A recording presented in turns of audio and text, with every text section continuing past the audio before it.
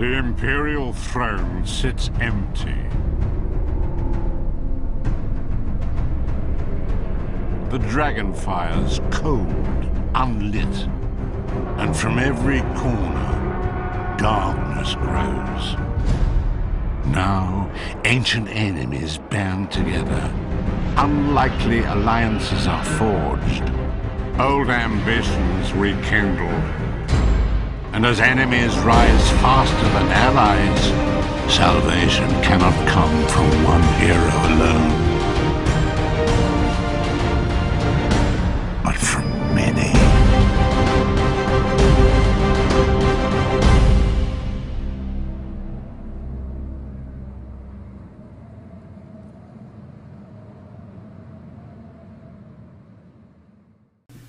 Hello everybody.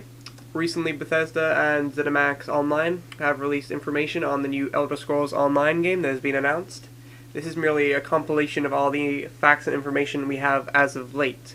In the background there will be the released concept art from the studios. Starting off, you'll choose to play as one of 3 factions, each comprised of 3 of the Elder Scrolls species. The Nords, Dark Elves, and Argonians form the Ebonheart Pact. The High Elves, Wood Elves, and Khajiit are bound together as the Aldemari Dominion, and the Daggerfall Covenant includes the Bretons, Redguard, and Orcs. Each faction will have unique questing content, so if you decide to replay as a different faction, you won't have to complete the exact same set of tasks all over again. The game will be class-based, so you can't just jump in and start developing your character however you want, like you can in Skyrim. ZeniMax Online isn't revealing the exact classes yet. From the sounds of things, there'll be a rogue-type class, a healer, a damage-focused caster, an archer, and a fighter, all of which fit to some degree into the traditional healer, tank, and damage per second categories of traditional MMOs. But ZeniMax Online stresses that that low healing is a big part of the game, you won't necessarily need a dedicated healer to clear all group content. Outside of combat, you'll be able to tweak your skill bar, which determines your available abilities. 2 of the skill slots will change depending on your equipped weapon. You can add in a few class-specific skills, and the final skill slot is an ultimate. Triggering your ultimate requires a certain reserve of finesse, which builds as you accomplish special tasks in battle. By working together with friendly players, you can create skill combos, where a mage can light an oil slick laid down by a rogue class on fire, or a fighter class can apparently spin-kick fireballs from within a carpet of flame laid down by a mage. You can also perform special actions like interrupting casted spells or using shields, 2-handed weapons, or magic to block incoming attacks to build finesse, encouraging you to take advantage of the advanced combat actions whenever possible. For questing, ZeniMax Online will make use of phasing like in Blizzard's World of Warcraft, where the world around you will change after completing certain quest objectives. There'll be plenty to explore across Tamriel, encouraging you to search without specific quest goals and discover hidden caves and rewards. That being said, there'll still be plenty of structured content, including instant dungeons as well as public dungeons, which will feature similar content but can be accessed by anyone. For endgame content, you'll get heroic versions of instant dungeons, raids, as well as an open-world player-versus-player combat system. The 3 factions will fight for control of terrain surrounding the imperial city of Cyrodiil.